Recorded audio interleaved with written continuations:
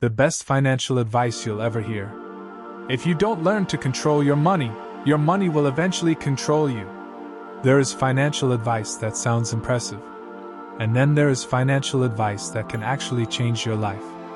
Most people spend years searching for the secret to becoming wealthy.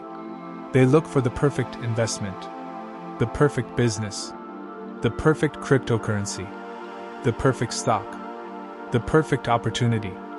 But what if the most important financial lesson isn't about what you should buy? What if it is about who you must become? Because money doesn't simply change your life. Money magnifies your habits. If you are careless with $100, you will probably be careless with $1,000. If you cannot manage $1,000, receiving $10,000 may not solve your problems. You may simply create bigger ones. That is why the best financial advice you'll ever hear is this. Stop trying to look rich and start learning how to become wealthy. There is a difference. Looking rich is about appearances. Becoming wealthy is about ownership, discipline, patience, knowledge, and freedom. And today, we're going to uncover the financial principles that can completely change the way you think about money. So listen carefully. Because one of these lessons could save you years of financial struggle. Chapter 1. Learn the difference between looking rich and being wealthy. Imagine two people. The first person earns a large income. They have expensive clothes, a new phone, a beautiful car. They eat at expensive restaurants. They constantly post their lifestyle online. Everyone thinks they're wealthy. But behind the scenes, they're drowning in debt. Their paycheck arrives and disappears. Now imagine another person. They earn less. They drive an ordinary car. They don't constantly show what they own. They live below their means. They save consistently. They invest. They build skills. They own productive assets. And slowly, quietly, their net worth grows. Who is actually wealthy? The answer is obvious. But society often teaches us the opposite. We are trained to associate wealth with appearance. A luxury car. A designer outfit. A massive house. A vacation. But wealth isn't what you can display. Wealth is what you can keep. If you earn $5,000 and spend $5,000, you may look rich. But if you earn $2,000 and consistently save and invest part of it, you're building wealth. This is one of the first mental shifts you must make. Stop asking, how can I look successful? Start asking, how can I become financially strong? Because every dollar you spend trying to impress people is a dollar you cannot use to build your future. You don't need to prove your success to strangers. You need to build a life that gives you freedom. And that leads to the next lesson. Because once you stop spending money to impress people, you finally have to confront the most important question. Where is your money actually going? Chapter 2. Know where every naira goes. You cannot control what you don't measure. Think about that. Imagine getting into a car and driving without knowing how much fuel is in the tank. You wouldn't do it. Yet millions of people live financially that way every month. Money comes in. Money goes out. And they have no idea where it went. Then at the end of the month they ask, where did all my money go? The answer is usually hidden inside dozens of small decisions. A little food delivery. A little entertainment. A little shopping. A little subscription. A little impulse purchase. A little unnecessary spending. None of them feels dangerous individually. But together, they become a financial leak. Imagine having a bucket filled with water. If there are tiny holes at the bottom, adding more water doesn't solve the problem. You must close the holes. Your finances work the same way. Before you focus on earning more, learn to manage what you already have. Track your income. Track your expenses. Know your needs. Know your wants. Know your debts. Know your savings. Know exactly what your money is doing. Because when you give every naira a purpose, you stop wondering where your money disappeared. And once you understand where your money is going, you can finally make your money work for you. Which brings us to one of the most important financial principles of all. Chapter 3. Pay yourself first. Most people follow this formula. Income expenses, whatever is left becomes savings. The problem? Usually nothing is left. Instead, reverse the formula. Income savings / investments expenses. When money enters your account, don't immediately treat the entire amount as available for spending. Set something aside first, even if it's small, because the amount matters less than the habit. If you earn 100,000 Nigerian Nairas and save 5,000 Nigerian Nairas, you've started building the identity of a saver. If you earn 500,000 Nigerian Nairas and spend everything, you've reinforced the identity of a spender. Your financial future is built through repeated behavior. Think about a seed. Nobody plants a seed today and expects a tree tomorrow. You plant it. You water it. You protect it. You wait. Then one day, something that looked insignificant becomes something powerful. Your savings can work the same way. Small amounts consistently invested and protected can become meaningful over time. So don't wait until you're rich before you start saving. Start saving so you can become financially strong. And remember, saving is not the final destination. It is the foundation. Because money sitting idle may preserve your capital, but wealth is usually built by putting money to productive use. And that takes us to the next lesson. Chapter 4. Make your money work for you. There are two ways to earn money. You can trade your time for it. Or you can build systems and assets that can produce value beyond your immediate labor.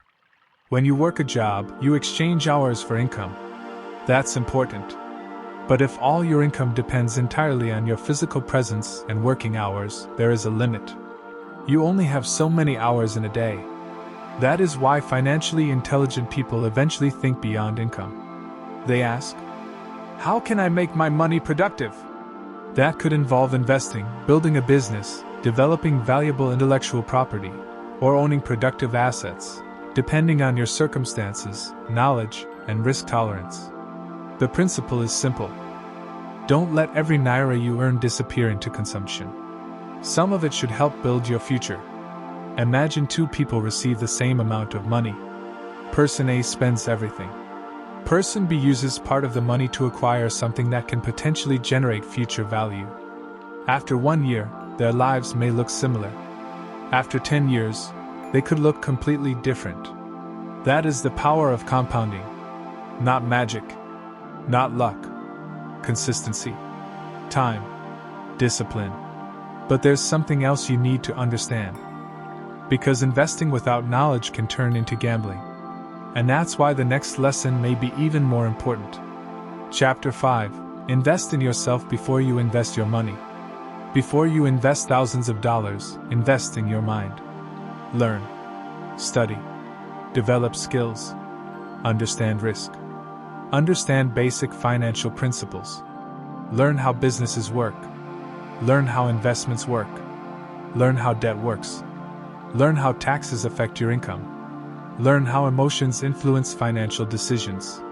Because the greatest asset you will ever own is not a stock. It is not a house. It is not a business. It is your ability to create value. If someone took away your possessions but left you with your knowledge, skills, discipline, and ability to solve problems, you could rebuild. That's why education is so powerful. A skill can increase your earning potential. Better knowledge can improve your decisions. Better decisions can improve your financial outcomes. And the more valuable problems you can solve, the more valuable you can become in the marketplace. So don't only ask, where should I invest my money? Ask, what can I learn that will make me more valuable? That question can change your financial life. But even a highly skilled person can destroy their finances through one dangerous habit. And that habit is debt. Chapter 6. Be careful with debt. Debt is not automatically evil. But irresponsible debt can become a prison. Imagine earning money every month. But before you receive it, a portion already belongs to someone else. Your salary arrives. Then payments leave. Again. And again. And again. Eventually, you're working not to build your future, but to maintain your past decisions. This is why you must understand the difference between debt that potentially helps create value and debt that simply finances consumption. Borrowing to purchase something that produces income or builds productive capacity can be very different from borrowing to buy things that lose value while generating no income. Before taking on debt, ask, will this make me stronger financially or weaker? Ask, can I comfortably repay it? Ask, what happens if my income suddenly decreases? Never allow the desire for instant gratification to steal your future freedom. Because sometimes the most expensive thing you can buy is something you cannot afford. And this leads to another powerful financial truth. Your greatest financial advantage may not be your income. It may be your ability to wait. Chapter 7: Master Delayed Gratification. We live in a world that constantly tells us, you deserve it now. Buy it now. Upgrade now. Travel now. Spend now. Pay later. But wealth often requires the opposite mindset. Wait. Save. Build. Invest. Repeat. There is a story about two young people who both received the same opportunity to earn extra money. The first immediately spent his additional income on things that made him feel successful.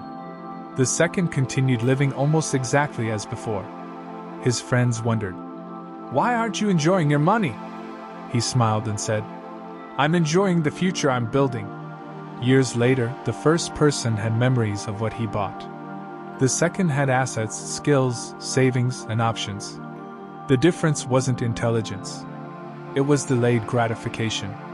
The ability to sacrifice something small today for something much larger tomorrow is one of the most powerful financial skills you can develop. You don't have to become miserable. You don't have to stop enjoying life. You simply need balance. Enjoy some of your money. Protect some. Grow some. And never sacrifice your entire future for temporary pleasure. Because the goal isn't to avoid spending. The goal is to make sure your spending doesn't destroy your freedom. Chapter 8: Build multiple sources of income. One income source can be fragile. If your entire financial life depends on one salary, one client, or one business, a sudden change can create enormous pressure. That doesn't mean you need 10 businesses tomorrow. Start with one. Build competence. Then gradually expand. You might develop a freelance skill. Start a small business. Create educational content. Build a digital product. Invest responsibly. Or develop another legitimate source of income. The key is not to chase every opportunity. The key is to build valuable and sustainable income streams. Think of a tree. A tree with one weak branch is vulnerable. But a strong tree can have many branches connected to one healthy root system. Your financial root system should be knowledge, discipline, skills, savings, good decisions. Build those first. Then your income opportunities can grow from them. But there's still one enemy that can destroy even a strong financial foundation. Your emotions. Chapter 9: Never let emotions control your money. Fear, greed, envy, impatience, panic. These emotions have destroyed countless financial decisions. You see someone making money and suddenly feel behind. You invest without understanding what you're buying. The market falls. You panic. You sell. The market rises. You buy again because you're afraid of missing out. And the cycle continues. Financial success requires emotional discipline. You must be able to say, I don't understand this, so I won't invest in it. You must be able to say, everyone is doing it, but I don't have enough information. You must be able to say, I can afford it, but I don't need it. And sometimes the most powerful financial decision is simply no. No to impulse. No to pressure. No to comparison. No to unnecessary debt. No to get-rich-quick promises. No to financial decisions made from fear. Because protecting your money is just as important as earning it. And now we arrive at the final lesson. The lesson that ties everything together. Chapter 10: Think long-term. This may be the best financial advice of them all. Stop asking how to get rich quickly. Start asking how to become wealthy slowly and sustainably. There is no guaranteed shortcut to wealth. There are people who become wealthy quickly. But you cannot build your financial plan around luck. Build around principles. Earn more. Spend wisely. Save consistently. Avoid destructive debt. Invest according to your knowledge and risk tolerance. Build valuable skills. Protect yourself from scams. Stay disciplined. Think long term. Repeat.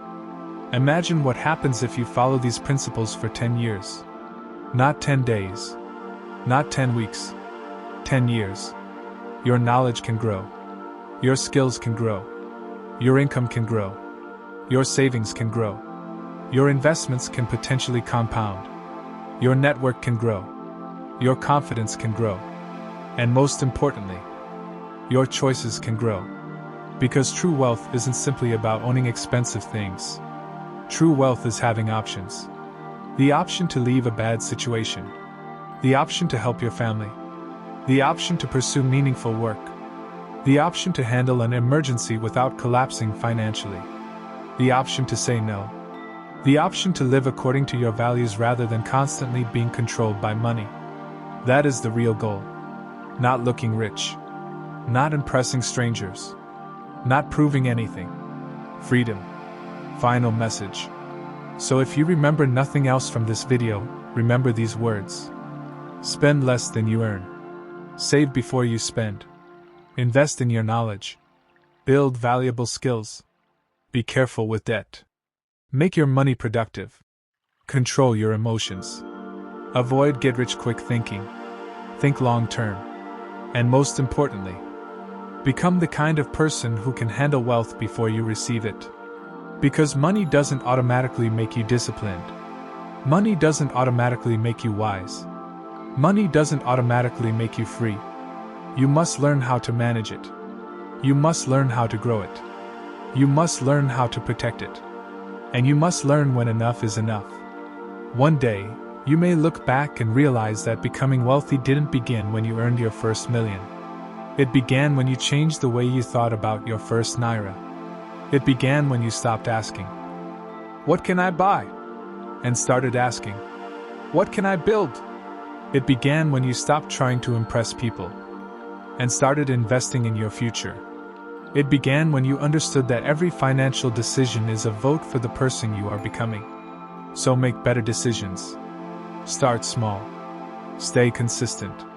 Keep learning. Keep building. Keep your eyes on the long term. Because your future self is watching what you do with the money you have today. And perhaps the best financial advice you'll ever hear is this. Don't work your whole life just to afford a life you never had time to enjoy. Build wealth. But also build wisdom. Build income. But also build character. Build assets.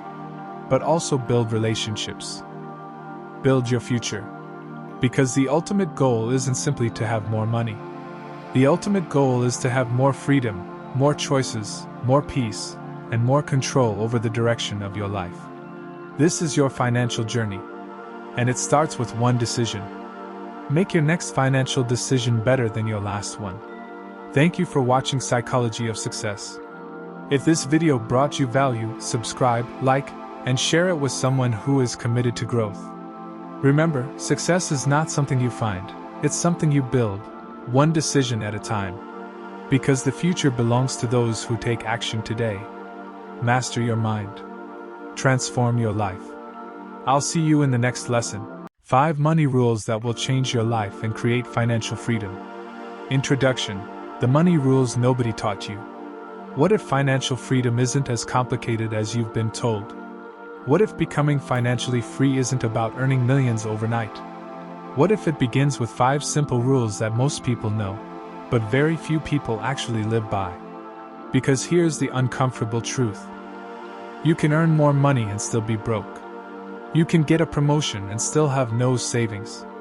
You can receive a large amount of money and still lose it. You can work harder every year and somehow feel like you're falling further behind. Why? Because financial freedom isn't only about how much money you make. It's about what you do with the money you make. Money follows behavior. Money follows discipline. Money follows decisions. And if your financial habits don't change, increasing your income may simply give you more money to waste. Think about it. Imagine two people earning the same amount of money. Person A earns $1,000 every month. They spend $1,000. Person B earns $1,000 every month. They spend $800 and keep $200. After 1 month, the difference is only $200. After 1 year, Person B has accumulated $2,400.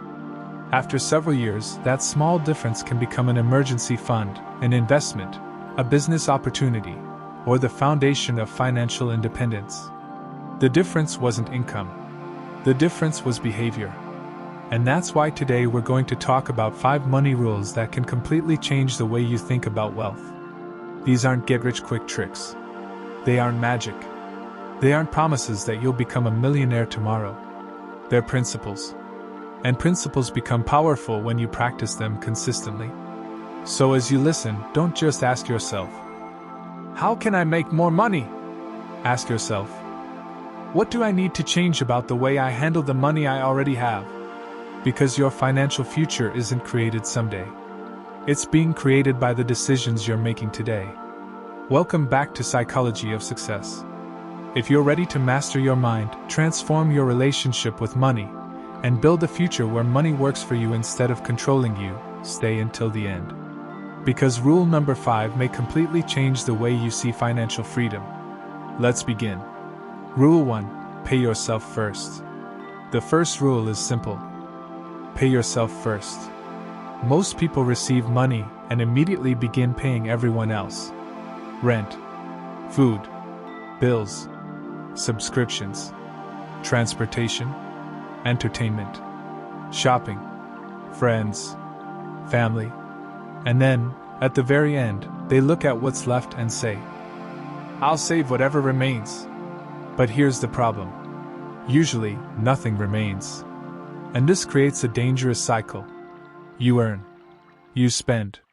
You repeat. You earn more. You spend more. You become dependent on your next paycheck. And eventually, your lifestyle grows faster than your wealth. Paying yourself first reverses the order. When your income arrives, you immediately set aside a portion for your future. Not after spending. Before spending. It doesn't have to be a huge amount. If you can only save 5%, start with 5%. If you can save 10%, save 10%. If your situation allows 20%, save 20%. The percentage matters less than developing the habit. Because you're teaching yourself something powerful. My future matters. Let me give you an example. Imagine a young man named David. Every month, David earns $1,000. At the beginning of every month, he spends freely.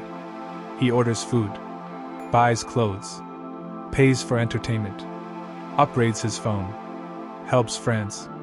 Then near the end of the month, he checks his account.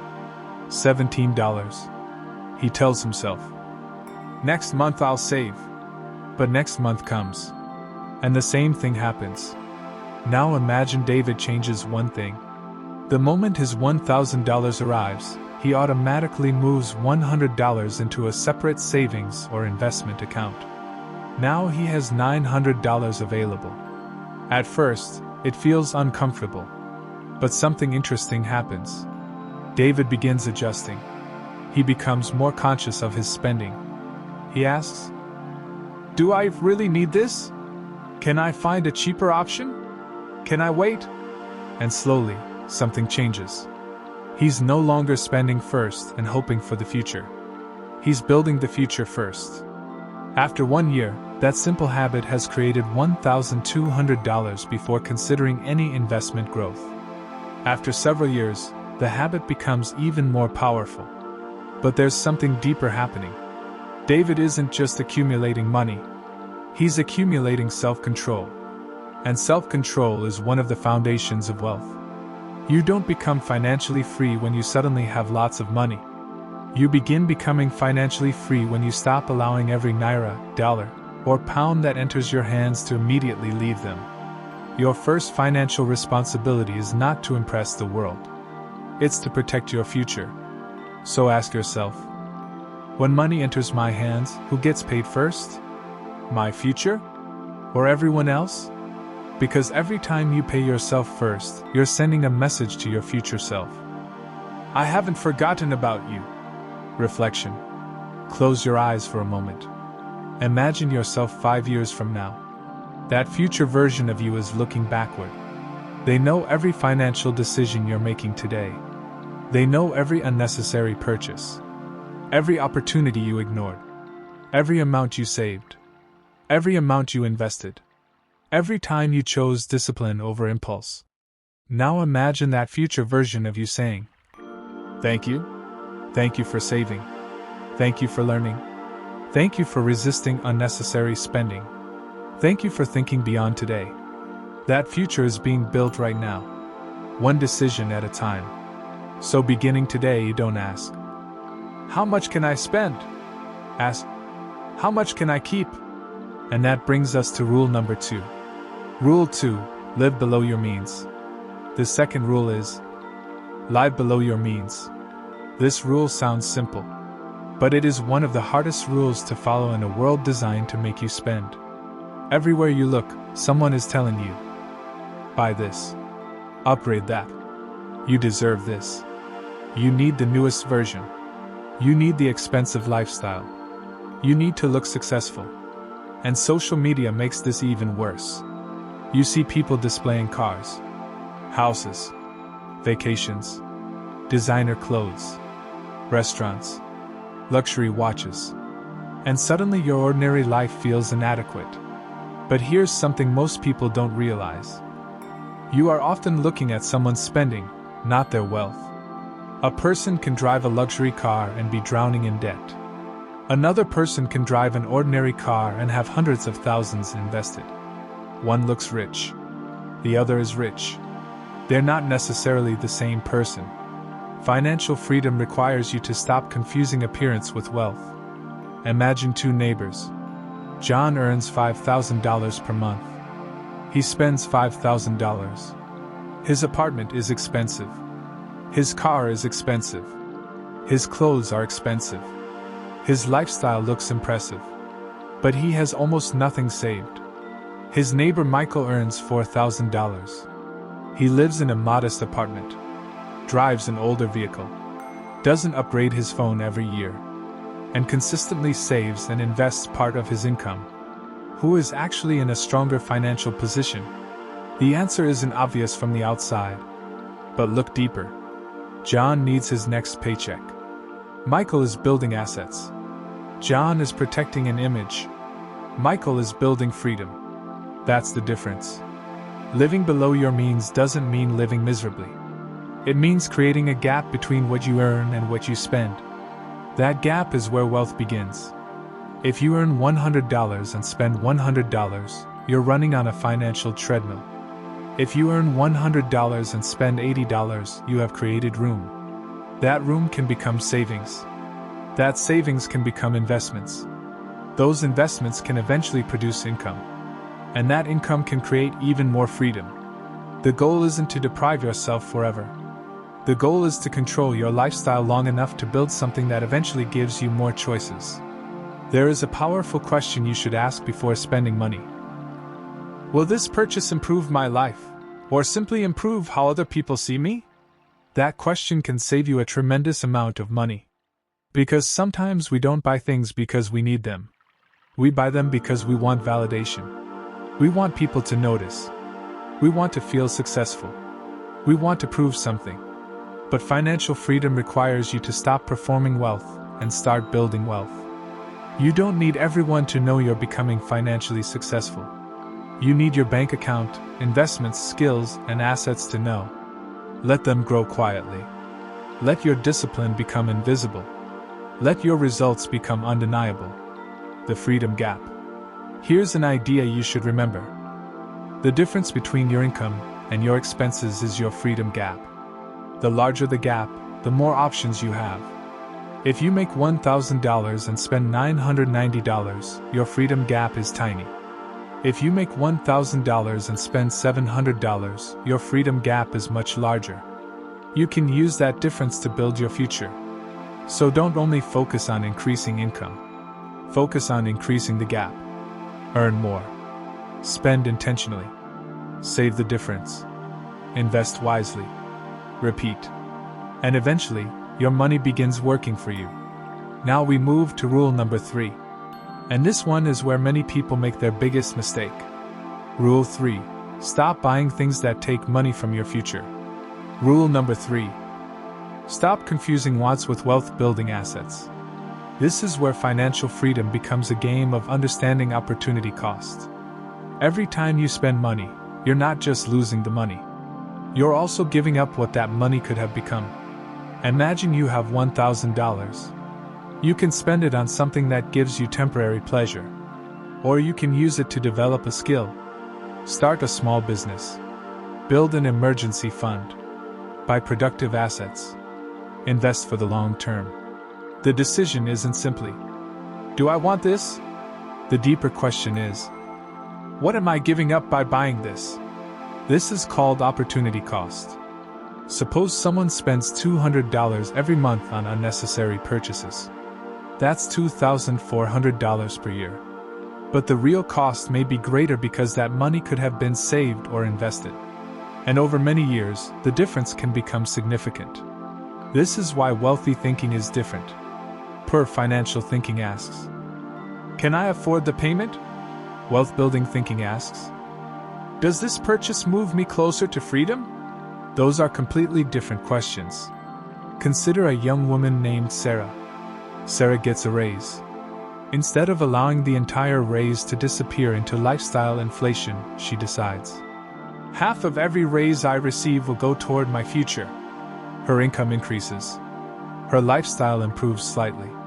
But her financial foundation improves significantly. This is a powerful strategy because it allows you to enjoy progress without allowing every increase in income to become an increase in expenses. You don't have to become extremely frugal. You have to become intentional. There's nothing wrong with enjoying your money. Money is meant to serve your life. But if every increase in income immediately becomes a new expense, you'll always feel like you're behind. You will constantly need more. More income. More possessions. More upgrades. More status. And the finish line will keep moving. Financial freedom begins when you decide, I don't need to spend everything I earn. Ask this before every major purchase. Before you make a significant purchase, ask yourself 5 questions. 1. Do I actually need this? 2. Can I afford it without creating financial stress? 3. Will this purchase still matter to me 6 months from now? 4. What opportunity am I giving up by spending this money? 5. Does this move me closer to or further away from financial freedom? You don't have to say no to everything. You simply need to make conscious decisions. Because the goal isn't to hate money. The goal is to use money intelligently. And now we reach rule number 4. This rule can protect everything you've worked so hard to build. Rule 4. Build an emergency fund before you chase big wealth. Rule number 4. Protect yourself before trying to get rich. Many people want to invest. They want stocks. They want cryptocurrency. They want businesses. They want real estate. They want high returns. But they forget something fundamental. Life is unpredictable. Your phone can break. Your car can need repairs. Your income can suddenly decrease. An unexpected family responsibility can appear. A business opportunity can require capital. And when you don't have cash reserves, a small emergency can become a financial crisis. That's why an emergency fund matters. Think of it as a financial shield. It's not money designed to make you rich. It's money designed to keep you from becoming financially desperate. Imagine 2 people. Both lose their income unexpectedly. Person A has no emergency savings. Within weeks, panic begins. They borrow money. They use expensive credit. They sell investments at the wrong time. They ask friends for help. Person B has built a cash reserve. They still have a problem. but they have something person A doesn't have. Time. Time to find another job. Time to solve the problem. Time to think. Time to make a good decision instead of a desperate one. And financial freedom isn't only about having more money. It's about having more choices. Your emergency fund buys you choices. Start with a target that fits your situation. For some people, the first goal may be 1 month of essential expenses. Then 2 months. Then 3. Eventually, depending on your circumstances, you may aim for several months of essential expenses. The exact number isn't the point. The principle is, don't build a beautiful financial house on a foundation made of panic. Build the foundation first. And there's another important principle. Don't use your emergency fund for normal spending. An emergency fund is not a shopping account. It's not vacation money. It's not money for impulse purchases. It's there for genuine financial emergencies. When you protect yourself financially, you become less vulnerable to unexpected events. And when you're less vulnerable, you can make better decisions. You don't have to accept terrible opportunities simply because you're desperate for money. You don't have to borrow at terrible terms because you have no alternative. You don't have to sell everything because one unexpected bill appeared. You have breathing room. And breathing room is valuable. The peace money can buy. There's a kind of wealth that doesn't appear in your bank statement. It's peace. It's being able to sleep at night. It's knowing that one unexpected expense won't completely destroy your month. It's knowing that you're building something. It's knowing that you're not starting from zero every time life hits you.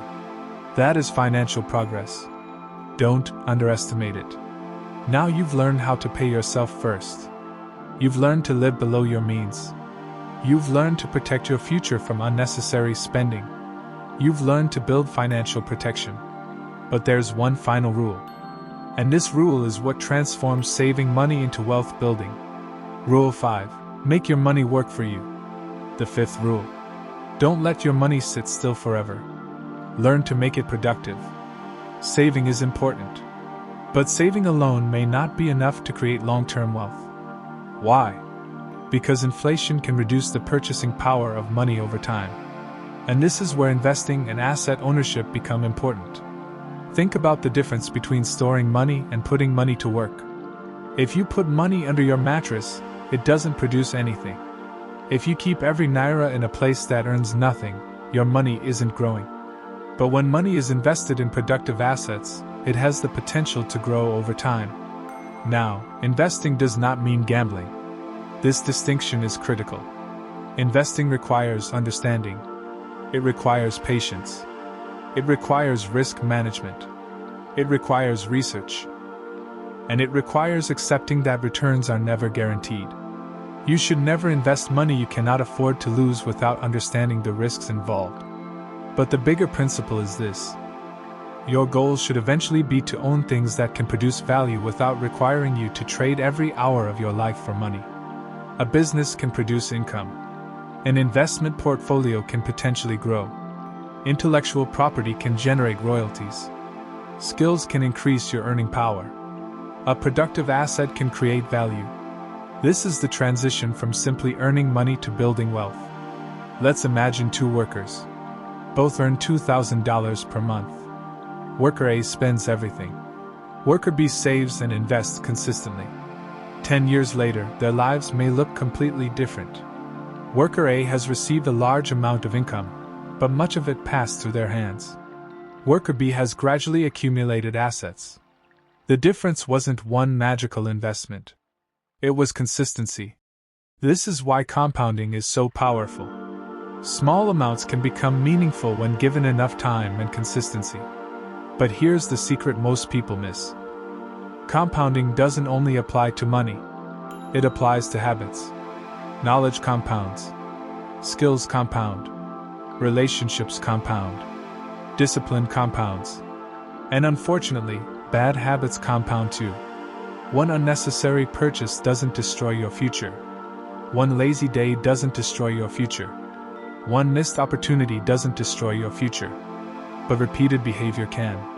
The same is true on the positive side. One saved amount seems small. One investment seems small. One book seems small. One skill seems small. One disciplined decision seems small. But repeated for years? Small things become large things. That's the power of consistency. The 5 rules to remember. Let's bring everything together. Rule number 1. Pay yourself first. Before your money disappears into expenses, protect a portion for your future. Rule number 2. Live below your means. Don't allow your lifestyle to consume everything you earn. Rule number 3. Stop buying things that take money from your future. Think about opportunity costs before spending. Rule number 4. Build an emergency fund. Protect yourself from unexpected financial shocks. Rule number 5. Make your money work for you. Learn how to save, invest, build skills, and acquire productive assets according to your circumstances and risk tolerance. These 5 rules aren't complicated. But simplicity doesn't mean they're easy. The challenge is consistency. Because knowing what to do is not the same as doing it. You can watch 100 financial videos, read 50 books, save thousands of motivational posts. But your financial life won't change until your behavior changes. The story of your future self. Now imagine something. Imagine you're 10 years in the future. You're sitting somewhere quiet. You look back at the person you are today, and you realize something. Every financial decision mattered. Not because every decision was huge, but because small decisions became habits. The money you didn't spend, the money you saved, the skills you learned, the investments you made, the opportunities you created, the debts you avoided, the unnecessary purchases you rejected, the discipline you developed. It all added up. And maybe your future self isn't wealthy yet. Maybe they're simply financially stable. Maybe they have choices. Maybe they don't panic when an emergency happens. Maybe they can help their family. Maybe they can pursue work they actually enjoy. Maybe they have built a business. Maybe they own investments. Maybe they wake up without the constant fear of the next paycheck. That's financial freedom. Financial freedom doesn't necessarily mean living in a mansion. It means having greater control over your time and decisions. It means money becomes a tool rather than a source of constant fear. And that future begins with the person listening to this video right now. Final message: start small, but start now. Don't wait until you earn more. Start with what you have. Don't wait until you're rich. Build the habits that will allow you to handle wealth when it arrives. Don't wait for the perfect opportunity. Start learning. Start saving. Start reducing unnecessary expenses. Start building skills. Start investing carefully when you're financially ready. Start today. Because one of the greatest financial mistakes you can make is believing that small amounts don't matter. They matter. Small savings matter. Small investments matter. Small habits matter. Small decisions matter. Your future is built from them. So if you're currently struggling financially, don't use that as a reason to give up. Use it as a reason to become more intentional. You may not control your starting point, but you can influence your next decision. And your next decision can influence the one after that. Eventually, those decisions become habits. Those habits become your lifestyle. And your lifestyle shapes your future. Remember the 5 rules. Pay yourself first. Live below your means. Stop sacrificing your future for temporary wants. Build an emergency fund. Make your money work for you. Master these principles. Practice them consistently. And over time, your relationship with money can begin to change. You stop chasing money desperately. You start directing it intentionally.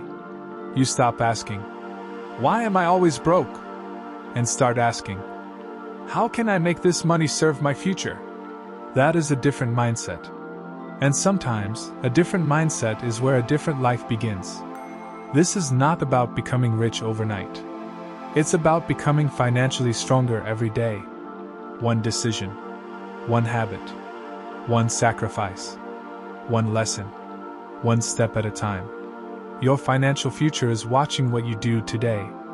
So make a decision your future self will thank you for. Thank you for watching Psychology of Success. If this video brought you value, subscribe, like, and share it with someone who is committed to growth. Remember, success is not something you find, it's something you build, one decision at a time. Because the future belongs to those who take action today.